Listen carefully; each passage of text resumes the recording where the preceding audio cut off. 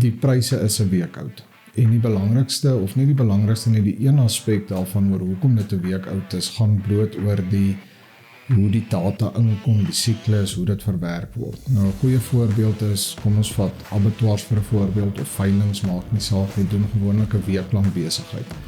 Teen 'n Vrydag sluit hulle die boeke af, hulle weet hoeveel het hulle vir die week geslaag, diere verkoop, hulle weet wat die pryse was vir die verskillende veilinge, by die veilingshuise, by die abattoirs, en dan stuur hulle daai data deur na 'n derde party toe. In die geval van abattoirs is dit byvoorbeeld die Rooi Vleis Abattoir Vereniging, met abattoirs wat karkaspryse en getalle aan hulle rapporteer.